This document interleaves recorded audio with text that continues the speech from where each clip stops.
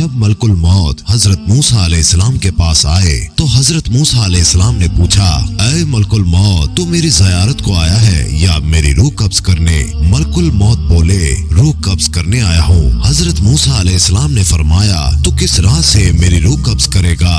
ملکل موت بولے، تمہارے منہ سے۔ حضرت موسیٰ علیہ السلام نے کہا، تجھ کو معلوم ہونا چاہیے کہ میں نے منہ سے خدا سے تکلم کیا۔ انہوں نے کہا کہ میں آنکھ سے نکال لوں گا۔ تو حضرت موسیٰ علیہ السلام کہنے لگے کہ آنکھ سے میں نے خدا کا نور دیکھا ہے۔ انہوں نے کہا، اچھا ہم پیر کی راہ سے نکالیں گے۔ حضرت موسیٰ علیہ السلام نے کہا کہ میں پیر سے چل کر کوہ طور پر گیا۔ پھر انہوں نے کہا کہ میں خدا کے حکم سے تیری روح قبض کروں گا۔ بس حضرت موسیٰ علیہ السلام بہت غصے میں آئے اور کہا، اے اسرائیل، کتنے ہزار کلام میں نے خدا سے بلا واسطہ کیے، کوئی بیچ میں واسطہ نہ تھا۔ بس آپس کی عزت کی قسم ہے کہ جلدی جان دینا پسند نہ کروں گا۔ اللہ سبحانہ تعالیٰ سے میرا اور بھی سوال ہے۔ ملکل موت یہ سن کر چلے گئے۔ جناب باری تعالیٰ نے عرض کی کہ خدایا، تجھ کو تو خوب معلوم ہے جو موسیٰ نے مجھ سے کہا کہ اس وقت میں جان دینا پسند نہ کروں گا۔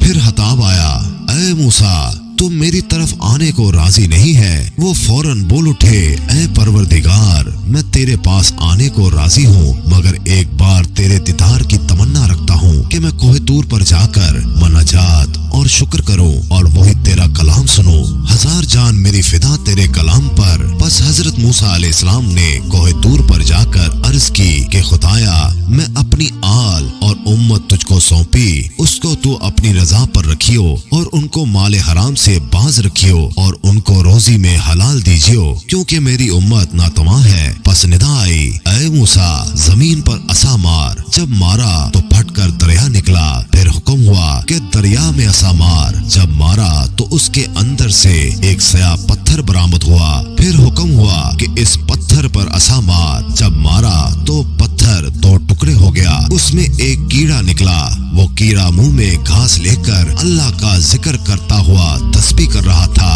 اے پروردگار، تو مجھ کو دیکھتا ہے اور میرا کلام سنتا ہے اور جگہ میری جانتا ہے اور روزی پتھر کے اندر پہنچاتا ہے۔ کسی کو محروم نہیں رکھا اور اپنے فضل و کرم سے بھوکا بھی تو نے نہیں رکھا۔ پس جناب باری تعالیٰ سے ارشاد ہوا، اے موسیٰ، کار دریائے تخت و سرابے پتھر کے اندر کیڑے کو روزی پہنچاتا ہوں، اس کو بھی نہیں بھولا، تو میں تیری امت کو کیوں کر بھولوں گا؟